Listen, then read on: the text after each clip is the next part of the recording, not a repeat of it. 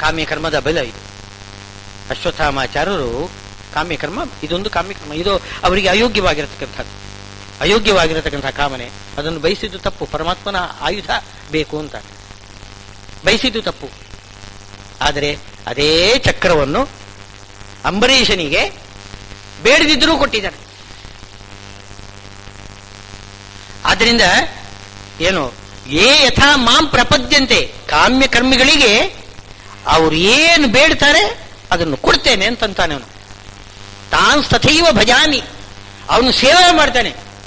ಸೇವೆ ಮಾಡುದು ಅಂದ್ರೆ ಅವನಿಗೆ ಸೇವೆ ಮಾಡುದಂದ್ರೆ ಹಾಗರ್ಥ ಅಲ್ಲ, ಕೇಳಿದ್ದನ್ನು ಕೊಟ್ಟು ಬಿಡ್ತಾನೆ. ಅದೊಂದು ರೀತಿಯ ಸೇವೆ, ಅದು ಕೇಳಿದ್ದನ್ನು ಕೊಟ್ಟು ಬಿಡ್ತೇನೆ ಅಂತಂತಾನೆ. ಯಥಾ ಮಾಂ ಪ್ರಪದ್ಯಂತೆ ತಾನು ತಥೈವ ಭಜಾಮ್ಯಹಂ ಮಮ ವರ್ತ್ಮ ಅನುವರ್ತಂತೆ ಮನುಷ್ಯಾ ಪಾರ್ಥ ಸರ್ವಶಃ. ಎಲ್ಲರೂ ಕೂಡ ಏನಾದರೂ ಮಾಡಿ ನನ್ನನ್ನೇ ಆರಾಧನೆ ಮಾಡ್ತಾರೆ, ಮಾಡಲಿ, ಅವ್ರು ನನ್ನನ್ನೇ ಆರಾಧನೆ ಮಾಡಲಿ, ಅವರಿಗೆ ತಾನು ಬೇಕಾದ್ದನ್ನು ಕೊಡಬೇಕು, ಸುಮ್ಮನೆ ಕೊಡಬಾರದು. ಭಗವಂತ ಯಾವತ್ತೂ ಕೂಡ ಸೇವೆ ಮಾಡದೆ ಏನು ಒಂದು ಕಾಸು ಕೂಡ ಕೊಡೋದಿಲ್ಲ, ಒಂದು ಚಿಕ್ಕ ಕಾಸು ಕೂಡ ಕೊಡಲಾರ. ಸೇವೆ ಮಾಡಬೇಕು, ಅಷ್ಟು ಅವನು. ಹೀಗೆ ಮಾಡದೆ ಹೋದ್ರೆ ವೈಷಮ್ಯ ನೈರ್ಘಣ್ಯ ದೋಷ ಬರ್ತದೆ. ಸೇವೆ ಮಾಡಿದವರಿಗೆ ಕೊಡದೇ ಇರೋದು, ಮಾಡಿದವರಿಗೆ ಫಲ ಕೊಡದೇ ಇರೋದು, ಮಾಡದೇ ಇದ್ದವರಿಗೆ ಫಲ ಕೊಡೋದು, ಹೀಗೆ ಎರಡೂ ಕೂಡ ಇದ್ದರೆ ಅದು ಭಗವಂತನಲ್ಲಿ ದೊಡ್ಡ ದೋಷ ಆಗ್ತದೆ. ವೈಷಮ್ಯ ನೈರ್ಘಣ್ಯ ಅಂತ ಹೇಳಿದ್ದಾರೆ ಬ್ರಹ್ಮಸೂತ್ರದಲ್ಲಿ. ಇದನ್ನು ಬಹಳ, ಅದಕ್ಕೊಂದು ಅಧಿಕರಣವೇ ವಿಚಾರ ಇದೆ, ಬಹಳ ವಿಚಾರ ಇದೆ. ಪರಮಾತ್ಮ ಅವನು ತಾರತಮ್ಯ ಮಾಡ್ತಾನೆ, ತನಗೆ ಬೇಕಾದವರಿಗೆ ಕೊಟ್ಟು ಬಿಡ್ತಾನೆ. ಹಾಗೆ ಸಾಮಾನ್ಯವಾಗಿ ಅಸುರನ್ನು ಸಂಹಾರ ಮಾಡ್ತಾನೆ. ದೇವತೆಗಳಿಗೆ ಅವನು ಕಲ್ಪವೃಕ್ಷ ಬೇಕಾದದ್ದು ಕೊಡ್ತಾನೆ. ಹಾಗಿದ್ರೆ ದೇವತೆಗಳು ಅಂತಂದ್ರೆ ಅವನಿಗೆ ಬಹಳ ಇಷ್ಟ, ತಾರತಮ್ಯ ಮಾಡ್ತಾನೆ. ದೇವತೆಗಳಲ್ಲಿ ಒಬ್ಬರೇ ಕಶ್ಯಪ ಮುನಿಯ ಮಕ್ಕಳು, ಕಶ್ಯಪ ಮುನಿಯ ಇಬ್ರು ಹೆಣ್ಣಂದಿರು, ದಿತಿ ಅದಿತಿ. ಅದಿತಿಯ ಮಕ್ಕಳು ಅಂತಂದ್ರೆ ಬಹಳ ಇಷ್ಟ, ದ್ವಿತೀಯ ಮಕ್ಕಳು ಅಂತಂದ್ರೆ ಅವರ ಮೇಲೆ ಗದಾಪ್ರಹಾರ ಯಾವತ್ತೂ ಕೂಡ. ಅಸುರಾರಿ ಅಂತ ಬಿರುದು ಬೇರೆಯವನಿಗೆ. ಇದು ವೈಷಮ್ಯ ನರಿಗ್ರಣ್ಯ ಅಲ್ಲವೇ ಅಂತಂದ್ರೆ ಹಾಗೇನಿಲ್ಲ. ದೈತ್ಯರುಗಳು ಸೇವಾ ಮಾಡುವುದಿಲ್ಲ, ಸೇವಾ ಮಾಡದೇನೆ ಅದು ಇಡಬೇಕು ಅಂತ ಬೇಡ್ಕೊಳ್ತಾರೆ, ಕೇಳ್ಕೊಳ್ತಾರೆ, ಸಹಾಯಕ್ಕೆ ಬರ್ತಾರೆ. ದುರ್ಯೋಧನ ನೋಡಿ ಏನ್ ಸೇವಾ ಮಾಡಿದಾನೆ, ಕೃಷ್ಣನ ಬಳಿಗೆ ಬರ್ತಾನೆ, ಒಂದಿಷ್ಟು ಸೇವಾ ಮಾಡಿಲ್ಲ. ಬಂದವನು ಅಹಂಕಾರದಿಂದ ತಲೆ ಬುಡದಲ್ಲಿ ಕೂತಿದ್ದಾನೆ. ಕಾಲು ಬುಡದಲ್ಲಿ ಕೂತ್ಕೋಬಾರದು, ತಲೆ ಬುಡದಲ್ಲಿ ಕೂತಿದ್ದಾನೆ. ಆಮೇಲೆ ಕೇಳುವುದೇನು, ನನಗೆ ಸೈನ್ಯ ಕೊಡು. ಏನು ಸೇವೆ ಮಾಡಿದೆ ಅದು ಬೇಕು ಇದು ಬೇಕು ಅಂತ ಕೇಳ್ತಾರೆ. ದೈತ್ಯರ ಸ್ವಭಾವ ಅದು. ಅರ್ಜುನ ಅವನು ಏನು ಬೇಡ ನನಗೆ, ನೀನು ಬೇಕು ನನಗೆ ಅಂತ ಹೇಳ್ತಾನೆ. ನೀನೇನು ನನಗೆ ಕೊಡಬೇಡ, ನೀನೇ ನನಗೆ ಬೇಕು. ಪಾದದ ಬಳಿಯಲ್ಲಿ ಕೂತಿದ್ದಾನೆ ಅರ್ಜುನ. ಹಾಗೆ ಅವರು ಏನು ಬಯಸ್ತಾರೆ ಅದನ್ನು ಅವನಿಗೆ ಸಾಮಾನ್ಯವಾಗಿ ಕೊಡ್ತಾನೆ ಭಗವಂತ. ಅವನು ದುರ್ಯೋಧನ ಕೇಳಿದ್ದಾನೆ, ಕೊಟ್ಟ ಹಾಗೆ ಮಾಡಿದ್ದಾನೆ, ಕೊಟ್ಟು ಎಲ್ಲ ನಾಶ ತಾನೇ ಮಾಡಿದ್ದಾನೆ. ನಾರಾಯಣಿ ಸೈನ್ಯ ಕೊಟ್ಟು ನಾಶ ಮಾಡಿಸಿದವನು ಇವನೇ, ಕೃಷ್ಣನೇ. ಅವನ ಸಂಕಲ್ಪ ಕೊಟ್ಟು ಕೊಡದಿದ್ದ ಹಾಗೆ ಆಗ್ಬಿಡ್ತು ನೋಡಿ. ಅಮೃತ ಕೊಡ್ತೇನೆ ಅಂತ ನೀರು ಕೊಟ್ಬಿಟ್ಟ, ಕೊಟ್ಟರು ಕೊಡ್ಲಿಲ್ಲ, ಈ ತರ ಮಾಡಿದ್ದಾನೆ. ಈ ತರ ಈ ವ್ಯತ್ಯಾಸ ಮಾಡ್ತಾ ಇದ್ದಾನಲ್ಲ, ದೈತ್ಯರುಗಳಿಗೆ ಕೊಟ್ಟರೂ ಕೊಡದ ಹಾಗೆ ಮಾಡಿಬಿಡ್ತಾನೆ, ದೇವತೆಗಳಿಗೆ ಅವ್ರು ಕೇಳದಿದ್ರೂ ಕೊಟ್ಟು ಬಿಡ್ತಾನೆ. ಇದೆಲ್ಲ ವೈಷಮ್ಯ ನೈರ್ಘಣ್ಯ ಬಂತ ದೋಷ ಬಂತಲ್ಲ ಅಂತಂದ್ರೆ ವೈಷಮ್ಯ ನೈರ್ಘಣ್ಯ ದೋಷ ಇಲ್ಲ. ದೇವತೆಗಳು ಸದಾ ಕಾಲ ಸೇವಾ ಮಾಡ್ತಾನೇ ಇರ್ತಾರೆ. ಯಾವುದೇ ಒಂದು ಏನು ಫಲಕ್ಕಾಗಿ ಏನೂ ಮಾಡೋದಿಲ್ಲ, ಏನು ಕೆಲಸ ಮಾಡೋದಿಲ್ಲ. ಇವರು ದ್ರೌಪದಿ ದೇವಿಯರು ಮಾನ ರಕ್ಷಣೆಗಾಗಿ ಹಾ ಕೃಷ್ಣ ದ್ವಾರಕಾವಾಸಿನ್ ಕ್ವಾಸಿ ಯಾದವನಂದನ ಅಂತ ಬೇಡಿಕೊಂಡ್ರು. ಹಾಗಿದ್ರೆ ಕಾಮ್ಯಕರ್ಮ ಮಾಡಿದ್ರಲ್ಲ ಅಂತ ಪ್ರಶ್ನೆ ಬರಬಹುದು.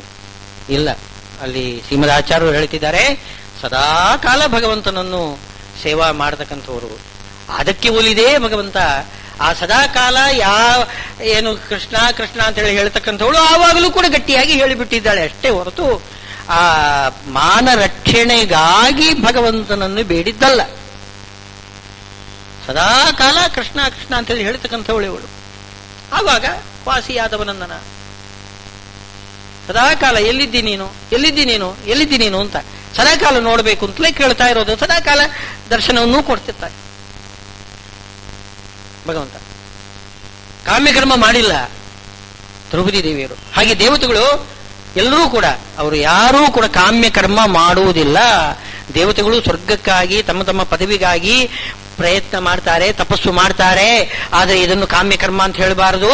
ಅದು ಅವರಿಗೆ ಯೋಗ್ಯವಾಗಿರ್ತಕ್ಕಂತಹ ಕಾಮನೆ, ನಿಷಿದ್ಧವಾದ ಕಾಮನೆ ಅಲ್ಲ. ಆದ್ದರಿಂದ ಅದು ನಿಷ್ಕಾಮ ಕರ್ಮನೇ. ಭಗವಂತ ಸಂತೋಷದಿಂದ ಅದನ್ನು ಕೊಟ್ಟು ಬಿಡ್ತಾನೆ, ಜಾಸ್ತಿನೇ ಕೊಟ್ಟು ಬಿಡ್ತಾನೆ. ಎಷ್ಟು ಬೇಕೋ ಅದಕ್ಕಿಂತ ಜಾಸ್ತಿ ಕೊಟ್ಟು ಬಿಡ್ತಾನೆ. ಆದ್ದರಿಂದ ವೈಷಮ್ಯ ನೈರ್ಗಣ್ಯ ಪರಮಾತ್ಮನಿಗೆ ಇಲ್ಲ. ಅದಕ್ಕೋಸ್ಕರನೇ ಯೇ ಯಥಾ ಮಾಂ ಪ್ರಪದ್ಯಂತೆ ತಾನ್ಸ್ತಥೈವ ಭಜಾಮ್ಯಹಂ. ಹಾಗೆ ಅವರು ಕೇಳಿದ್ದಕ್ಕೆ ಸರಿಯಾಗಿ ನಾನು ಕೊಟ್ಟು ಬಿಡ್ತೇನೆ. ಅವರಿಗೆ ಕೊಡಬೇಕು ಅಂತ ಅನಿಸಿದೆ, ಸೇವಾ ಮಾಡಿಸಿ ಅವರಿಗೆ ಕೊಟ್ಟು. ಕಾಮ್ಯಕರ್ಮಗಳಿಗೂ ಅಷ್ಟೇ, ಸೇವಾ ಮಾಡದೆ ಕೊಡುವುದಿಲ್ಲ ಅಂತ ಒಂದು ಸಂಕಲ್ಪ. ಆದ್ದರಿಂದ ದೈತ್ಯರಿಗಳಿಗೂ ಕೂಡ ಆಗಾಗ್ಗೆ ಅವರಿಗೆ ಸ್ವಲ್ಪ ಏನೋ ಸುಖ ಉಣಿಸ್ಬೇಕು. ಸುಖ ಉಣಿಸದೆ ಹೋದರೆ ಅವರಿಗೆ ಶಕ್ತಿ ಸಾಮರ್ಥ್ಯಗಳು ಬರುವುದಿಲ್ಲ. ಯಾಕೆ? ಅಧರ್ಮ ಮಾಡಲಿಕ್ಕೆ, ಪಾಪ ಕರ್ಮ ಮಾಡಬೇಕಾಗಿದ್ರು ಕೂಡ ಶಕ್ತಿ ಬೇಕಲ್ಲ, ಶಕ್ತಿ ಸಾಮರ್ಥ್ಯ ಬೇಕಲ್ಲ. ಈಗ ಅರ್ಜುನನಿಗೆ ಏನು ಕೊಡಲಿಲ್ಲ, ದುರ್ಯೋಧನಿಗೆ ಸೈನ್ಯ ಕೊಟ್ಟ. ಆಗ ಸೈನ್ಯ ನನಗೆ ಇದೆ ಅಂತ ತಿಳ್ಕೊಂಡು ಇನ್ನೂ ಗರ್ವದಿಂದ ದುರ್ಯೋಧನ ಪಾಂಡವರೊಂದಿಗೆ ಯುದ್ಧಕ್ಕೆ ಹೋಗಿದ್ದಾನೆ. ಅವನಿಗೆ 11 ಅಕ್ಷೋಹಿಣಿ ಸೈನ್ಯ ಕೊಟ್ಟ ಭಗವಂತ. ಇಲ್ಲದೆ ಹೋದ್ರೆ ಅವನಿಗೆ ಭಯ. ಭೀಮಾರ್ಜುನರು ಅಂತಂದ್ರೆ ಭಯ, ಅವನು ಯುದ್ಧನೇ ಮಾಡ್ಲಾರ. ಅದಕ್ಕೋಸ್ಕರ ಭಯದಿಂದ ಯುದ್ಧ ಮಾಡದೆ ಹಿಂಜರಿ ಇರಲಿ ಅಂತ ಅದಕ್ಕೋಸ್ಕರ ಏನ್ ಮಾಡ್ತಾರೆ, 11 ಅಕ್ಷೋಹಿಣಿ ಸೈನ್ಯ ಭಗವಂತ ಕೂಡಿಸಿಕೊಟ್ಟಿದ್ದಾನೆ. ಅದು ಶಕ್ತಿ ಬೇಕಲ್ಲ. ಅಧರ್ಮಾಚರಣೆ ಮಾಡಬೇಕು, ಪಾಪಾಚರಣೆ ಮಾಡಬೇಕಾದ್ರೂ ಕೂಡ ಶಕ್ತಿ ಬೇಕು. ಅದಕ್ಕೋಸ್ಕರ ಈ ದೈತ್ಯರುಗಳಿಗೆ ಒಂದಿಷ್ಟು ಸುಖ ಕೊಡ್ತಾನೆ. ಸುಖ ಕೊಡಬೇಕಾಗಿದ್ರೆ ಸೇವಾ ಮಾಡಿಸಿಕೊಳ್ಳದೆ ಅವನು ಸುಖ ಕೊಡೋದಿಲ್ಲ. ಹೀಗಾಗಿ ಕಾಮ್ಯಕರ್ಮ ಅದು ಬಹಳ ಪ್ರಸಿದ್ಧ ಆಗಿಬಿಡ್ತು. ಎಲ್ಲಿ ನೋಡಿದ್ರು ಕಾಮ್ಯಕರ್ಮ ಪ್ರಸಿದ್ಧ. ಅದು ಈ ಎಲ್ಲ ಬೇರೆ ದೇವತೆಗಳಲ್ಲಿ ನಿಂತು ಭಗವಂತ ಹೆಚ್ಚಾಗಿ ಕಾಮ್ಯಕರ್ಮವನ್ನು ಕೊಡ್ತಾನೆ. ತಾನು ನೇರವಾಗಿ ಕಾಮ್ಯಕರ್ಮ ಕೊಡುವುದಿಲ್ಲ. ಆದ್ರಿಂದಲೇ ವಿಷ್ಣು ಭಕ್ತರು ಬಹಳ ಕಡಿಮೆ, ಅನ್ಯ ದೇವತಾ ಭಕ್ತರೇ ಜಾಸ್ತಿ. ಹರಿವಾಯುಗಳನ್ನು ನಂಬಿರತಕ್ಕಂಥವರು ಬಹಳ ಕಡಿಮೆ. ಹರಿಹರೋತ್ತಮ ವಾಯುದೇವೋತ್ತಮ ಅಂತ ಹೇಳತಕ್ಕಂಥವರು ಬಹಳ ಕಡಿಮೆ. ಅವರು ಸೇವಾ ಮಾಡ್ತಾನೆ ಇರ್ತಾರೆ. ಅವ್ರು ಏನು ಕೊಡುವುದಿಲ್ಲ, ನೋಡ್ಲಿಕ್ಕೆ ಮೇಲ್ನೋಟಕ್ಕೆ ಏನು ಕೊಡ್ತಾ ಇಲ್ಲ. ಆದರೆ ಮಹತ್ತಾಗಿರತಕ್ಕಂತಹ ಫಲ ಕೊಡ್ತಾನೆ ಮುಂದೆ. ಏಥಾ ಮಾಂ ಪ್ರಪದ್ಯಂತೆ ತಾನ್ ತಥೈವ ಭಜಾಮ್ಯಹಂ. ನನ್ನ ವೈಷಮ್ಯ ನೈರ್ಗಣ್ಯ ದೋಷ ಪರಿಹಾರಕ್ಕಾಗಿ ನಾನು ಅವರಿಗೆ ಏನು ಬೇಡ್ತಾರೆ, ಯಾವುದಕ್ಕೋಸ್ಕರ ಕರ್ಮ ಮಾಡ್ತಾರೆ, ಆ ಫಲವನ್ನು ಅವರಿಗೆ ಕೊಟ್ಟು ಬಿಡ್ತೇನೆ. ಮಮ ಅನುವರ್ತಂತೆ ಮನುಷ್ಯ. ಈ ರೀತಿಯಾಗಿ ನನ್ನನ್ನು ಸೇವಾ ಮಾಡ್ತಾರೆ. ಆದರೆ ಅವರಿಗೆ ಬುದ್ಧಿ ಇಲ್ಲ, ಗೊತ್ತಿಲ್ಲ ಅವರಿಗೆ.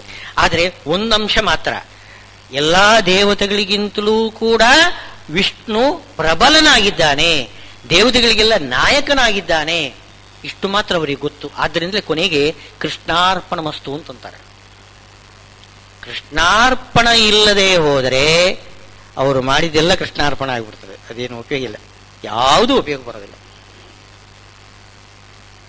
ಏನೊಂದು ಸ್ವಲ್ಪ ಏನಾದರೂ ಸೇವಾ ಮಾಡಿದರೂ ಕೂಡ ಕೃಷ್ಣಾರ್ಪಣ ಅಂತ ಅನ್ಬೇಕು.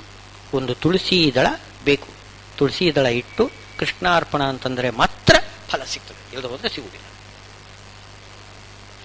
ಈ ತ್ರೈವಿದ್ಯರೂ ಕೂಡ ಹಾಗೇ ಮಾಡ್ಬೇಕಂತೆ. ಹಾಗೆ ಮಾಡಲಿಲ್ಲ, ಕೇವಲ ಏನು ವಿಧಿವತ್ತಾಗಿ ದೊಡ್ಡ ಯಾಗ ಮಾಡಿದ್ದೇನೆ ಅಂತಂದ್ರೆ ಅವನನ್ನು ತಗೊಂಡು ಹೋಗಿ ಇದರಲ್ಲಿ ನರಕದಲ್ಲಿ ಹಾಕ್ತಾನೆ. ಭಾಗವತದಲ್ಲಿ 21 ನರಕಗಳು ಹೇಳಿದ್ದಾರೆ. ಅದರಲ್ಲಿ ಒಂದು ನರಕಕ್ಕೆ ವಿಷಸನ ಅಂತ ಹೆಸರು. ವಿಷಸನ, ಶಸನ. ಶಸನ ಅಂದರೆ ಕೊಯ್ಯುವುದು ಅಂತ ಅರ್ಥ.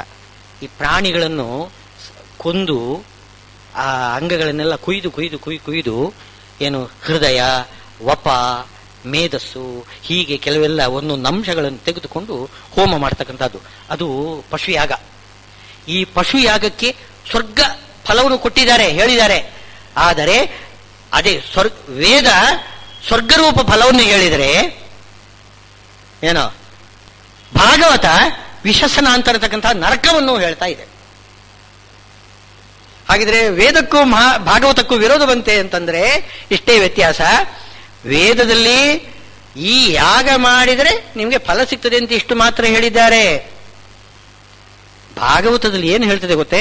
ಆ ಯಾಗ ಮಾಡಿ ಕೊನೆಗೆ ಕೃಷ್ಣಾರ್ಪಣ ಅಂತ ಅನ್ನೋದೇ ಹೋದರೆ ನೀವು ಮಾಡಿದ್ದು ಆ ಪಶು ವಧೆ ಇದೆಯಲ್ಲ, ಅದಕ್ಕೆ ಪ್ರತಿಯಾಗಿ ನೀವು ಯಾವ ರೀತಿ ಪಶುವನ್ನು ಹಿಂಸಾ ಮಾಡಿದ್ದೀರಿ ಅದೇ ರೀತಿಯಲ್ಲಿ ನರಕದಲ್ಲಿ ನಿಮ್ಮನ್ನು ಹಿಂಸಾ ಮಾಡ್ತೇನೆ ಅಂತ ಯಮಧರ್ಮರಾಜ ಹೇಳ್ತಾನೆ.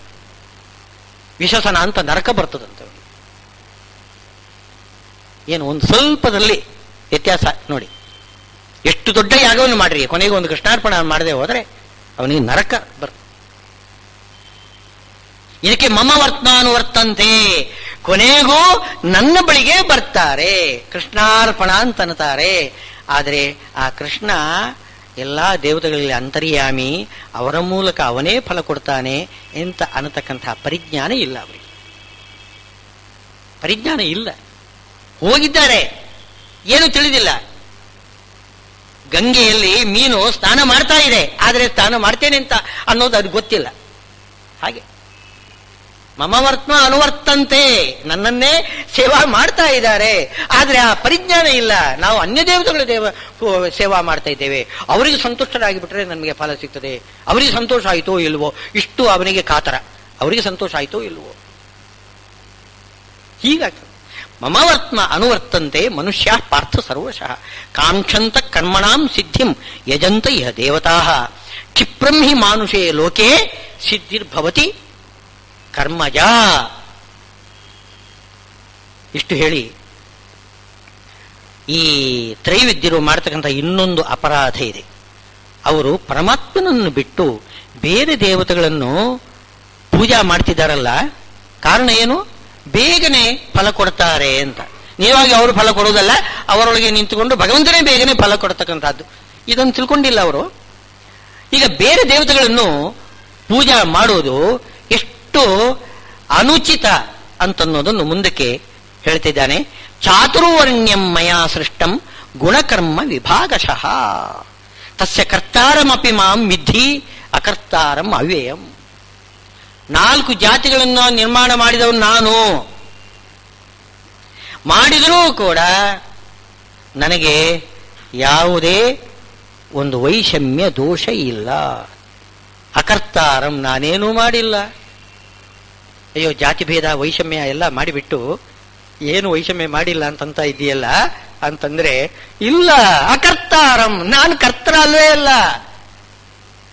ಕರ್ತೃ ಅಲ್ವೇ ಅಲ್ಲ ಅಂದ್ರೆ ಸರ್ವಕರ್ತ ಅವನು, ನಾನು ಕರ್ತ ಅಲ್ಲ ಅಂತಂತ ಇದ್ದಾನೆ. ಅಂದ್ರೆ ಅರ್ಥವೇನು? ಎಲ್ಲರ ಹಾಗೆ ಆ ಕರ್ಮ ನನಗೆ ಲೇಪ ಆಗುವುದಿಲ್ಲ. ಉಳಿದವರು ಏನಾದ್ರೂ ಈ ರೀತಿ ಏನಾದ್ರೂ ಮಾಡಿಬಿಟ್ರೆ ವೈಷಮ್ಯ ದೋಷ ಬರ್ತದೆ, ಎಲ್ಲರೂ ನಿನ್ನೆ ಮಾಡ್ತಾರೆ. ಪಾಪಬಲ ಬಂದೀತು. ಒಬ್ಬ ಬ್ರಾಹ್ಮಣನನ್ನು ಮಾಡುದು, ಇನ್ನೊಬ್ಬ ಕ್ಷತ್ರಿಯ, ಇನ್ನೊಬ್ಬ ವೈಶ್ಯ, ಇನ್ನೊಬ್ಬ ಶೂದ್ರ, ಹೀಗೆ ಎಂಥ ವೈಷಮ್ಯ ಸಮಾಜದಲ್ಲಿ ದೊಡ್ಡ ಬಿರುಕು, ದೊಡ್ಡ ಜಾತೀಯತೆ ಅಂತನೂ ದೊಡ್ಡ ಶಾಪ ಅಂತ ಈಗಿನವರೆಲ್ಲರೂ ಕೂಡ ಹೇಳ್ತಿದ್ದಾರೆ. ನಾವು ಚಾತುರ್ವರ್ಣ್ಯ, ಜಾತಿ, ಬ್ರಾಹ್ಮಣ, ಹಾವು ಹೀಗೆ ಅಂತ ಇಂಥ ಶಬ್ದಗಳು ನಮ್ಮ ಒಂದು ಗೋಷ್ಠಿ ಒಳಗಡೆ ನಾವು ಏಕಾಂತದಲ್ಲಿ ಹೇಳಬೇಕು, ಹೊರಗಡೆ ಹೇಳಬಾರ್ದು. ಹೊರಗಡೆ ಏನಾದ್ರೂ ನೀವು ಅಸ್ಪೃಶ್ಯತೆ ಪ್ರಚಾರ ಮಾಡಿದ್ರಿ ಅಂತಂದ್ರೆ ಎಳ್ಕೊಂಡು ಹೋಗ್ತಾರೆ, ಕಂಬಿ ಎಣಿಸ್ಬೇಕಾಗ್ತದೆ. ಅಂಥ ಸ್ಥಿತಿ ಬಂದಿದೆ. ಇಂಥ ವೈಷಮ್ಯ ಜಾತಿ ಪದ್ಧತಿ ಹುಟ್ಟು ಹಾಕಿದವನು ಯಾರು? ಭಗವಂತ ನೇರವಾಗಿ ಹೇಳ್ತಾ ಇದ್ದಾನೆ ನೋಡಿ. ಭಗವದ್ಗೀತೆ ಹೇಳ್ತಾ ಇದೆ ಮಾತು. ಅದೇ ಕೋರ್ಟು ಅಸ್ಪೃಶ್ಯತೆಯನ್ನು ಏನು ಮಾಡಿದರೆ ಜೈಲಿಗೆ ಹಾಕತಕ್ಕಂಥ ಕೋರ್ಟೆ ಈ ಭಗವದ್ಗೀತೆಯನ್ನು ಮುಟ್ಟಿಸಿ ಹಿಂದೆ ಎಲ್ಲ ಇತ್ತದು, ಇವಾಗ ಇಲ್ಲ. ಭಗವದ್ಗೀತೆಯನ್ನು ಮುಟ್ಟತಕ್ಕಂಥದ್ದೇನೂ ಇಲ್ಲ. ಹಿಂದೆ ಏನಿತ್ತು ಅಂತಂದ್ರೆ ಹಿಂದೂಗಳು ಭಗವದ್ಗೀತೆಯನ್ನು ಮುಟ್ಟಿ ಹೇಳಬೇಕು, ಪ್ರಮಾಣ ಮಾಡಬೇಕು, ಕ್ರಿಶ್ಚಿಯನ್ರು ಬೈಬಲ್ ಮುಟ್ಟಿ ಪ್ರಮಾಣ ಮಾಡಬೇಕು, ಮುಸ್ಲಿಮರು ಕುರಾನ್ ಮುಟ್ಟಿ ಪ್ರಮಾಣ ಮಾಡಬೇಕು. ಇದೇ ಹೀಗೇನಿಲ್ಲ.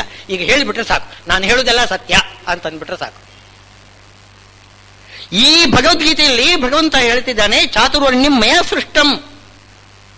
ಆದರೆ ಯಾವುದೇ ವೈಷಮ್ಯ ನೀವು ಮಾಡಿಕೊಂಡ್ರೆ ನಾನು ಹೊಣೆಗಾರನಲ್ಲ, ನಾನು ಕರ್ತ ಅಲ್ಲ ಅಂತ ಇದ್ದಾನೆ. ನಿಜವಾಗಿಯೂ ಕೂಡ ಜಾತಿಯೇ ವೈಷಮ್ಯಕ್ಕೆ ಕಾರಣ ಅಲ್ಲ. ಜಾತಿಯನ್ನು ನಾವು ಸರಿಯಾಗಿ ಉಪಯೋಗ ಮಾಡಿಕೊಂಡಿಲ್ಲ. ನಾವು ಅದನ್ನು ಉಪಯೋಗ ಮಾಡಿಕೊಳ್ಳೋದು ತಪ್ಪು ಮಾಡಿದ್ದೇವೆ.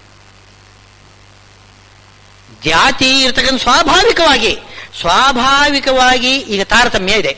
ತಾರತಮ್ಯ ಮತ ಇದೆಯಲ್ಲ, ಅದು ಕೂಡ ವೈಷಮ್ಯಕ್ಕೆ ಕಾರಣ ಅಂತ ಬೈತಾರೆ ನಮ್ಮನ್ನು. ಮಾಧುರನ್ನು ಬೈಯುವುದು ನೀವು ತಾರತಮ್ಯ ಮಾಡ್ತೀರಿ. ದೇವತೆಗಳಲ್ಲಿ ತಾರತಮ್ಯ, ಮನುಷ್ಯರಲ್ಲಿ ತಾರತಮ್ಯ, ಎಲ್ಲಿ ಹೋದ್ರೂ ತಾರತಮ್ಯ ಮಾಡ್ತಾ ಇದ್ದೀರಿ. ಭೇದ ಎಲ್ಲಿ ನೋಡಿದ್ರು ಭೇದ, ತಾರತಮ್ಯ. ನಾವು ಹೇಳುವುದಿಷ್ಟೇ, ನಾವು ಮಾಡಿದ್ದು ಅಲ್ಲಪ್ಪ, ನಾವು ಇರ್ತಕ್ಕಂಥದ್ದನ್ನು ಹೇಳಿದ್ವಿ, ದೊಡ್ಡ ಅಪರಾಧ ಆಯ್ತೇನೋ. ಇದು ಹಗಲು, ಇದು ರಾತ್ರಿ, ಇದು ರಾತ್ರಿ ಅಂತ ಹೇಳಿದ್ರೆ ನನ್ನ ತಪ್ಪ ಏನೋ. ರಾತ್ರಿ ಬಂದ್ಬಿಟ್ಟಿದೆ, ಇದು ರಾತ್ರಿ ಅಂತ ಹೇಳಿದ್ರೆ ತಪ್ಪ. ಹಗಲನ್ನು ನೋಡಿ ಇದು ಹಗಲು ಅಂತ ಹೇಳಿದ್ರೆ ತಪ್ಪ. ಇದು ತಾರತಮ್ಯ ಇದ್ದಿದ್ದು ಸ್ವಾಭಾವಿಕವಾಗಿರ್ತಕ್ಕಂಥದ್ದು. ನಾವೇನು ಮಾಡಿಲ್ಲ, ಭಗವಂತ ಮಾಡಿಲ್ಲ. ಪ್ರತಿಯೊಬ್ಬ ಜೀವಿಯಲ್ಲಿ ತಾರತಮ್ಯ ಇದ್ದೇ ಇರ್ತದೆ. ಅವನಿಗಿಂತ ದೊಡ್ಡವರಿದ್ದಾರೆ, ಅವನಿಗಿಂತ ಸಣ್ಣವರಿದ್ದಾರೆ, ಸ್ವಭಾವದಲ್ಲಿ ಇರತಕ್ಕಂಥದ್ದು. ಅದನ್ನು ಎತ್ತಿ ನಾವು ಪ್ರಮಾಣ ಕೊಟ್ಟು ಹೇಳಿದ್ವಿ ಅಷ್ಟೇ. ಇದಕ್ಕೆ ತಾರತಮ್ಯ ಮಾಡಿದ್ದು, ಭೇದ ಉಂಟು ಮಾಡುವುದು, ವೈಷಮ್ಯ ಉಂಟು ಮಾಡುವುದು ಅಂತ ಹೇಳ್ತಿದ್ದಾರೆ. ಅದಕ್ಕೆ ಸರಿಯಾಗಿ ಭಗವಂತ ಸೃಷ್ಟಂ ಅಂತಿದ್ದಾನೆ. ನಾನು ಸೃಷ್ಟಿ ಮಾಡಿದ್ದೇನೆ ಅಂತಾನೆ. ಜಾತಿಯನ್ನು ಸೃಷ್ಟಿ ಮಾಡಿದ್ದೇನೆ. ವಾಸ್ತವದಲ್ಲಿ ಜಾತಿ ಇದೆ, ಜಾತಿಯನ್ನು ಸೃಷ್ಟಿ ಮಾಡಿಲ್ಲ ಭಗವಂತ. ಜಾತಿ ಇದೆ, ಆದರೆ ಎಲ್ಲಕ್ಕೂ ಕೂಡ ಸೃಷ್ಟಿ ಮಾಡತಕ್ಕಂಥವನು ಭಗವಂತ. ಆದ್ದರಿಂದ ಏನು ನಿತ್ಯಕ್ಕೂ ಕೂಡ ಸೃಷ್ಟಿ ಮಾಡ್ತಾನೆ. ತಾನು ಒಬ್ಬ ಮಾತ್ರ, ತನ್ನನ್ನು ಮಾತ್ರ ತಾನು ಶುದ್ಧ ಸೃಷ್ಟಿ ಮಾಡ್ತಾನೆ. ಉಳಿದ ಎಲ್ಲಾ ನಿತ್ಯ ಪದಾರ್ಥಗಳಿಗೂ ಕೂಡ ಸೃಷ್ಟಿ ಅಂತನ್ನೋದಿದೆ. ಎಲ್ಲದಕ್ಕೂ ಕೂಡ ಸೃಷ್ಟಿ ಅಂತನ್ನೋದಿದೆ. ಅದಕ್ಕೆ ಯೋಗ್ಯವಾದ ಸೃಷ್ಟಿ. ಏನೋ ಅನಿತ್ಯವಾಗಿರತಕ್ಕಂತಹ ಪದಾರ್ಥಗಳಿಗೆಲ್ಲ ಸೃಷ್ಟಿ, ಏನೋ ಅನಿತ್ಯವಾದ ಘಟಪಟ ಇತ್ಯಾದಿಗಳೆಲ್ಲ ಪದಾರ್ಥಗಳೆಲ್ಲ ಜಡ ಪದಾರ್ಥಗಳು, ಅವುಗಳೆಲ್ಲ ಸೃಷ್ಟಿ. ಆದರೆ ನಿತ್ಯವಾದ ಜೀವನಿಗೆ ಶರೀರ ಸೃಷ್ಟಿ, ಅದು ಕೂಡ ಸೃಷ್ಟಿ. ಅದು ಹಾಗೆ ಇಲ್ಲಿ ಒಳಗಡೆ ಇರತಕ್ಕಂಥ ಒಂದು ಸ್ವಾಭಾವಿಕ ಜಾತಿ ಇದೆ. ಒಳಗಡೆ ಬ್ರಾಹ್ಮಣ, ಕ್ಷತ್ರಿಯ, ವೈಶ್ಯ, ಶೂದ್ರ 4 ಜಾತಿ ಇದೆ. ಪ್ರತಿಯೊಬ್ಬ ಜೀವಿಯಲ್ಲೂ ಅವನು ಒಬ್ಬ ಬ್ರಾಹ್ಮಣನೋ ಕ್ಷತ್ರಿಯನೋ ಆಗಿರ್ತಾನೆ, ವೈಶ್ಯನೋ ಆಗಿರ್ತಾನೆ, ಶೂದ್ರನೋ ಆಗಿರ್ತಾನೆ. ಅವನಿಗೆ ತಕ್ಕ ಶರೀರ ಕೊಡುವುದು ಇದೆಯಲ್ಲ, ಬ್ರಾಹ್ಮಣನಿಗೆ ಬ್ರಾಹ್ಮಣ ಶರೀರ ಕೊಡೋದು, ಕ್ಷತ್ರಿಯನಿಗೆ ಕ್ಷತ್ರಿಯ ಶರೀರ ಕೊಡೋದು ಎಲ್ಲ ಭಗವಂತನ ಸೃಷ್ಟಿ ತಾನೇ ಅದು. ಆದ್ದರಿಂದ ಜಾತಿಯನ್ನು ಸೃಷ್ಟಿ ಮಾಡಿದ್ದೇನೆ ಅಂತ ಹೇಳ್ತಿದ್ದಾನೆ. ಸ್ವಾಭಾವಿಕವಾಗಿರತಕ್ಕಂತಹ ಜಾತಿಗೇನೆ ತಕ್ಕ ಶರೀರವನ್ನು ಸೃಷ್ಟಿ ಮಾಡಿಕೊಡುವುದೇ ಅದು ಜಾತಿ ಸೃಷ್ಟಿ. ಇನ್ನು ಕೆಲವೊಮ್ಮೆ ಅವರವರ ಪಾಪ ಪುಣ್ಯ ಪಾಪಗಳಿಂದಾಗಿ ಬ್ರಾಹ್ಮಣ ಕ್ಷತ್ರಿಯನಾಗಿ ಹುಟ್ಟಬಹುದು, ಶೂದ್ರನಾಗಿ ಹುಟ್ಟಬಹುದು, ಶೂದ್ರ ಬ್ರಾಹ್ಮಣನಾಗಿ ಹುಟ್ಟಬಹುದು, ಹಾಗೆಲ್ಲ ಮಾಡಬಹುದು. ಆವಾಗಲೂ ಕೂಡ ಆಯಾಯ ಜಾತಿಯನ್ನ ಶರೀರವನ್ನು ಸೃಷ್ಟಿ ಮಾಡಿಕೊಡುವನು ಭಗವಂತನೇ. ಈ ದೃಷ್ಟಿಯಿಂದಲೂ ಚಾತುರ್ವರ್ಣ್ಯಂ ಮಯಾ ಸೃಷ್ಟಂ ಅಂತ ಸೃಷ್ಟಿ ಮಾಡ್ತಾನೆ ಭಗವಂತ. ಆದರೆ ಇದೆಲ್ಲ ಅವರವರ ಪುಣ್ಯ ಪಾಪಗಳಿಗೆ ಅನುಗುಣವಾಗಿ, ಅವನ ಸ್ವಭಾವಕ್ಕೆ ಅನುಗುಣವಾಗಿ, ಅವನ ಪಾಪ ಪುಣ್ಯಗಳಿಗೆ ಅನುಗುಣವಾಗಿ ಆಯಾಯ ಶರೀರ ಕೊಟ್ಟಿದ್ದಾನೆ ಭಗವಂತ. ಇದಕ್ಕೆ ನಾವು ವೈಷಮ್ಯ ಉಂಟು ಮಾಡಿದ್ದಾನೆ ಅಂತ ಅವನನ್ನು ದೂರ್ಲಿಕ್ಕೆ ಬರೋದಿಲ್ಲ. ಅದನ್ನ ನಾನು ಅಕರ್ತಾರಂ, ನಾನು ಜವಾಬ್ದಾರನಲ್ಲ ಅಂತ ಇದ್ದಾನೆ. ಎಲ್ಲ ಅವರ ಸ್ವಭಾವ, ಅವರ ಪುಣ್ಯ ಪಾಪ, ಅದಕ್ಕೆ ಅನುಗುಣವಾಗಿ ನಾನು ಜಾತಿ ಸೃಷ್ಟಿ ಮಾಡಿದ್ದೇನೆ. ಚಾತುರ್ವರ್ಣ್ಯಂ ಮಯಾ ಸೃಷ್ಟಂ ಗುಣ ಕರ್ಮ ವಿಭಾಗಶಃ. ಅವರವರಿಗೆ ಯೋಗ್ಯವಾಗಿರತಕ್ಕಂತಹ ಕರ್ಮ, ಅವರಿಗೂ ಯೋಗ್ಯವಾಗಿರತಕ್ಕಂತಹ ಗುಣ. ಸತ್ವಗುಣ ಅಧಿಕವಾಗಿದ್ದರೆ ಬ್ರಾಹ್ಮಣ, ಸ್ವಲ್ಪ ಅದಕ್ಕಿಂತ ಸ್ವಲ್ಪ ಕಡಿಮೆ ಸತ್ವಗುಣ, ರಜೋಗುಣ ತಪೋಗುಣಗಳಿಗಿಂತ ಅಧಿಕ ಸತ್ವಗುಣ ಅಧಿಕವಾಗಿದ್ದರೆ ಬ್ರಾಹ್ಮಣ, ತುಂಬಾ ಅಧಿಕವಾಗಿದ್ದರೆ, ಸ್ವಲ್ಪ ಅಧಿಕವಾಗಿದ್ದರೆ ಕ್ಷತ್ರಿಯ, ರಜೋಗುಣ ಸ್ವಲ್ಪ ಅಧಿಕವಾಗಿದ್ದರೆ ಅವನು ವೈಶ್ಯನಾಗ್ತಾನೆ, ತಮೋಗುಣ ಅಧಿಕವಾಗಿದ್ದರೆ ಶೂದ್ರನಾಗ್ತಾನೆ. ಹೀಗೆ ಸತ್ವರಜಸ್ತಮೋ ಗುಣಗಳ ಒಂದು ಪ್ರಪೋರ್ಷನಲ್ಲಿ ಸ್ವಲ್ಪ ಸ್ವಲ್ಪ ವ್ಯತ್ಯಾಸ. ಅದು ನೋಡಿಕೊಂಡು ನಾವು ಜಾತಿಯನ್ನು ತೀರ್ಮಾನ ಮಾಡ್ತೀವಿ. ಇದೊಂದು ಗುಣ ವಿಭಾಗ. ಇನ್ನೊಂದು ಕರ್ಮ ವಿಭಾಗ. ಕರ್ಮ ವಿಭಾಗ ಅಂತಂದ್ರೆ ಬ್ರಾಹ್ಮಣ ಏನ್ ಮಾಡಬೇಕು, ಕರ್ಮ ಗೊತ್ತಿದೆ. ಏನು ಜ್ಞಾನ ಕಾರ್ಯ, ವಿಶೇಷವಾಗಿ ಜ್ಞಾನ ಕಾರ್ಯ ಮಾಡಬೇಕು, ಭಕ್ತನಾಗಿರ್ಬೇಕು, ಭಗವದ್ಭಕ್ತಿ. ಅದೇ ಮೋಕ್ಷದಲ್ಲಿ ಸ್ವರೂಪ ಇದೆ ತಾನೆ, ಸ್ವಭಾವ ಇದೆ ತಾನೆ. ಸ್ವಭಾವದಲ್ಲಿ ಜಾತಿ ಇದೆ ಅಂತಂದ್ಮೇಲೆ ಮೋಕ್ಷದಲ್ಲಿ ಇದ್ದೇ ಇರ್ತದೆ. ಅಲ್ಲಿಯೂ ಕೂಡ ಎಲ್ಲರೂ ಆ ವರ್ಣಾಶ್ರಮ ಧರ್ಮವನ್ನು ಮೋಕ್ಷದಲ್ಲಿ, ವೈಕುಂಠದಲ್ಲಿ ಎಲ್ಲರೂ ಕೂಡ ಅನುಸರಣೆ ಮಾಡ್ತಾರೆ. ಬ್ರಾಹ್ಮಣನಾಗಿರ್ತಕ್ಕಂಥವನು ಕ್ರಮ ಪ್ರಕಾರವಾಗಿ ಏನು ಅವನಿಗೆ ಬೇಕಾಗಿರ್ತಕ್ಕಂತಹ ಪಂಚಕರ್ಮ ಏನಿದೆ, ಪಂಚಯಜ್ಞಗಳು ಎಲ್ಲವನ್ನೂ ಕೂಡ ಮಾಡ್ತಾನೆ. ಮೋಕ್ಷದಲ್ಲಿಯೂ ಕೂಡ ಯಾವತ್ತೂ ಕೂಡ ವ್ಯತ್ಯಾಸ ಬರುವುದಿಲ್ಲ. ಯಾಕೆಂದ್ರೆ ಸ್ವಭಾವದಲ್ಲಿ ಇರತಕ್ಕಂಥದ್ದು, ಸ್ವಭಾವದಲ್ಲಿ ಇರುವುದೇ ಮೋಕ್ಷದಲ್ಲಿ ವ್ಯಕ್ತವಾಗುವುದು ತಾನೆ. ಈಗ ನಾವು ಸ್ವಭಾವದಲ್ಲಿ ಇರತಕ್ಕಂಥದ್ದನ್ನು ವ್ಯಕ್ತ ಮಾಡಲಿಕ್ಕೋಸ್ಕರ ನಾವೀಗ ಒಂದು ಅಭ್ಯಾಸ, ಪ್ರಾಕ್ಟೀಸ್ ಮಾಡ್ತಾ ಇದ್ದೇವೆ. ನಾವು ಎಲ್ಲರೂ ಯಾಕೆ ಪ್ರಾಕ್ಟೀಸ್ ಮಾಡಬೇಕು ಅಂತ ಒಂದು ಪ್ರಶ್ನೆ ಬರ್ತದೆ.